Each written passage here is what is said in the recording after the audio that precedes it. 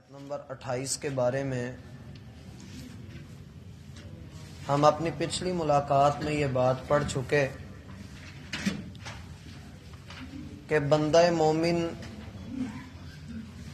موسیٰ علیہ السلام کے حمایت کے لیے، ان کی مدد کے لیے اللہ تعالی نے اسے تیار کیا، اسے کھڑا کیا۔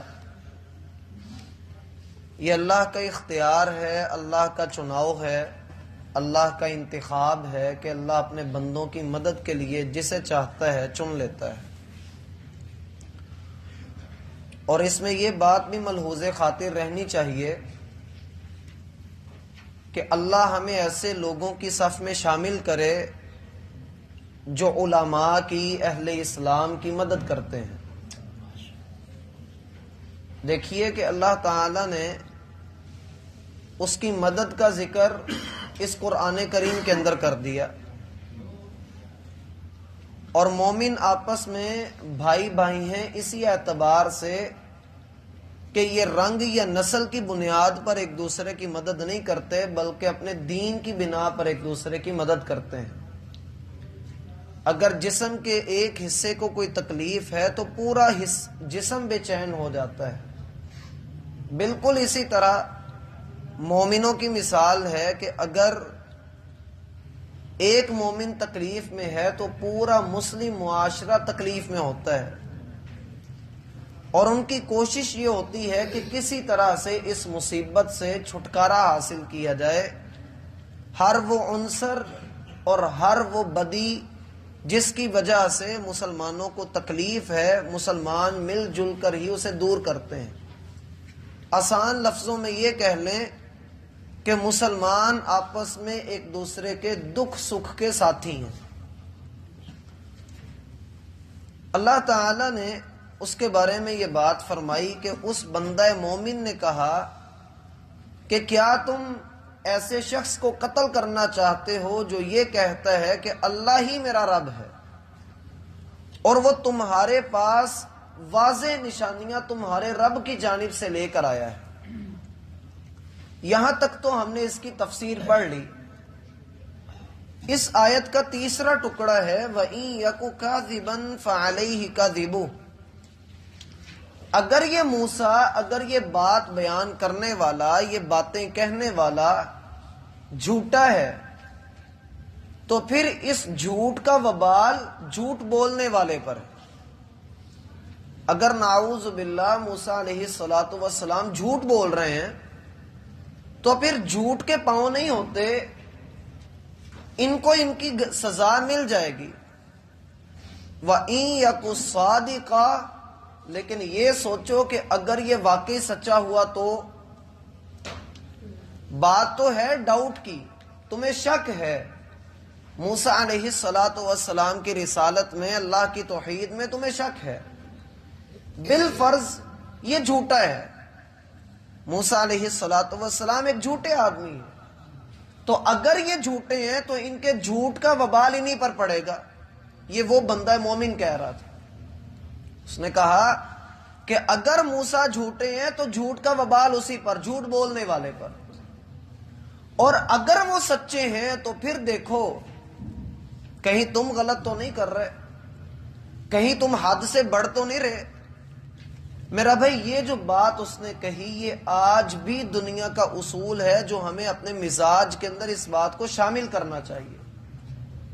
اگر کوئی بندہ مثال کے طور پر وہ کہتا ہے کہ تم پاگل ہو، اور ہم جواب میں اسے کہیں نہیں تم بڑے پاگل ہو، اس نے مجھے پاگل کہا، کیا اس کے کہنے سے میں پاگل ہو گیا؟ نہیں ہوا۔ اگر میں اس کو پلٹ کر جواب دیتا ہوں تو میں نے گویا کہ تصدیق کی، ہاں میں پاگل ہوں، اور میں بھی پاگلوں کی طرح ہی تمہیں جواب دے رہا ہوں۔ یہ ایسے ہی ہے جیسے کوئی بندہ ایک گالی دے تو بدلے میں اس کو بھی گالی دے اور کہے میں نے بدلہ لیا، تو دونوں میں فرق کیا رہ گیا؟ موسیٰ علیہ السلام کو جھوٹا کہہ رہے ہیں، کیا ان لوگوں کے جھوٹا کہنے سے موسیٰ علیہ السلام نعوذ باللہ جھوٹے ہو گئے؟ اور دوسری بات یہ کہ دیکھا یہ جائے گا کہ عقل مند آدمی اس موقع پر کیا کرتا ہے۔ موسیٰ علیہ السلام کی حمایت کی اور یہ کہہ رہا ہے کہ اگر یہ موسیٰ جھوٹے ہیں تو پھر جھوٹ کا وبال انہی پر پڑے گا، تم نہ آؤ، تم ان کے خلاف نہ جاؤ۔ لیکن اگر تم ان کو قتل کر دیتے ہو، ان کے خلاف کوئی ایکشن لیتے ہو، تو اس کا مطلب یہ ہے کہ تم لاجواب ہو گئے ہو، تم بول نہیں پا رہے ان کے سامنے۔ وَإِن يَكُ صَادِقًا يُصِبْكُمْ بَعْضُ الَّذِي يَعِدُكُمْ، اگر یہ سچا ہوا تو پھر جو وعدے اس نے تمہارے ساتھ کیے ہیں ان کا کچھ حصہ تمہیں دنیا میں ملے گا۔ پھر سنیے، اس نے کہا کہ اگر یہ سچا ہوا تو جو وعدے موسیٰ نے تم سے کیے ہیں ان کا کچھ حصہ تمہیں اس دنیا میں مل جائے گا۔ یہاں یعیدکم کا لفظ تفصیل طلب ہے۔ یعیدکم، جو وعدے موسیٰ نے تم سے کیے، دو طرح کے وعدے کیے تھے، اور یہ دونوں وعدے ہر نبی نے اپنی امت کے ساتھ کیے، اور وہ وعدے کیا ہیں؟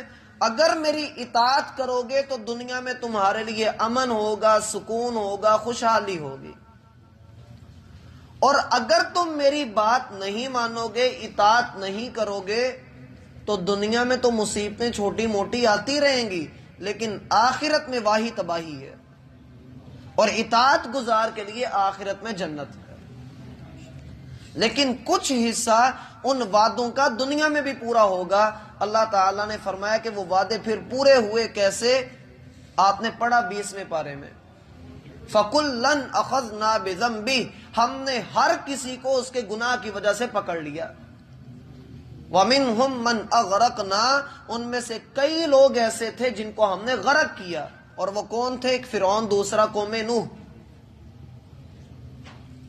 وَمِنْهُمْ مَنْ خَسَفْنَا بِهِ الْأَرْضِ، اور کچھ ایسے تھے جن کو ہم نے زمین میں دھنسا دیا، وہ ہیں قوم لوط کے لوگ اور قارون۔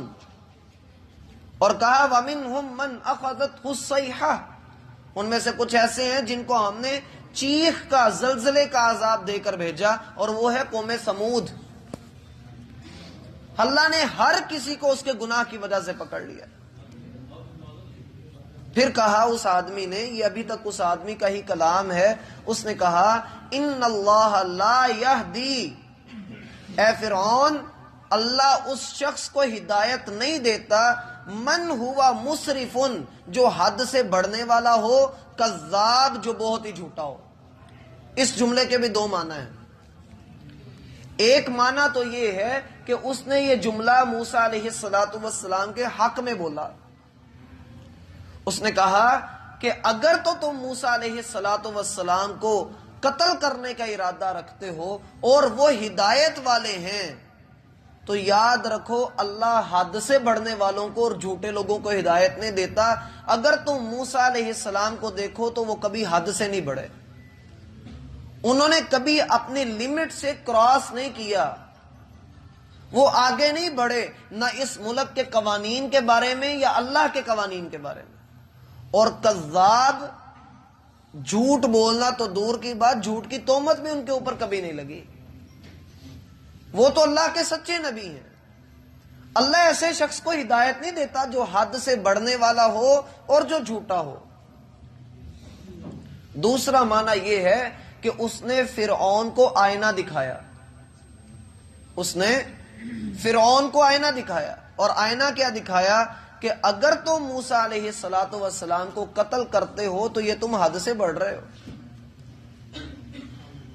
اور دوسرا یہ کہ تم جھوٹے ہو اور تمہارے جھوٹ کا پلندہ انہوں نے کھولا ہے اور تمہیں وہ برداشت نہیں ہوا، تو اس لیے تو تم ان کو قتل کرنا چاہتے ہو۔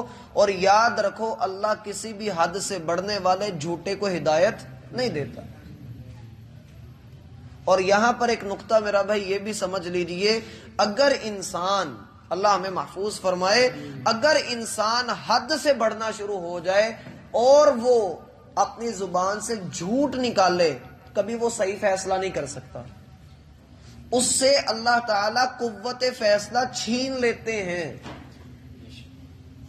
اس کو صحیح فیصلے کی توفیق نہیں ہوتی۔ فرعون غلط فیصلہ اسی لیے تو کر رہا تھا کہ حد سے بڑھنے والا حد سے بڑھا تو بچوں کو قتل کر دیا، عورتوں کو باندیاں بنا کر رکھ لیا۔ اور یہاں یہ بات بھی ذہن میں رکھیں، انبیاء کرام اللہ سے دعا کیا کرتے تھے۔ ابراہیم علیہ السلام کی دعا ہے ربی حبلی حکما، اے اللہ مجھے حکم عطا کر۔ حکم کیا ہے؟ قوت فیصلہ، حکمت، دانائی۔ اے اللہ مجھے حکمت عطا کر، دانائی عطا کر، قوت فیصلہ عطا کر۔ اکثر ہم لوگوں کے اندر قوت فیصلہ نہیں ہوتی، ہمیں جو کوئی جدھر لگاتا ہے ہم اس طرف لگ پڑتے ہیں، ہم اپنا نفع نقصان خود نہیں دیکھ پاتے، کوئی آ کر ہمیں اپنی مرضی کی چیز دکھا کر چلا جاتا ہے۔ تو اللہ تعالیٰ سے دعا کرنی چاہیے، اور اس کے پیچھے وجہ یہ ہوتی ہے کہ انسان کہیں نہ کہیں حد سے تجاوز کر رہا ہے، جو حد اللہ نے لگائی ہے وہ اس کو کراس کر رہا ہے۔ اللہ تعالیٰ ہمیں سمجھنے کی توفیق عطا فرمائے۔ آیت نمبر 28 کے بارے میں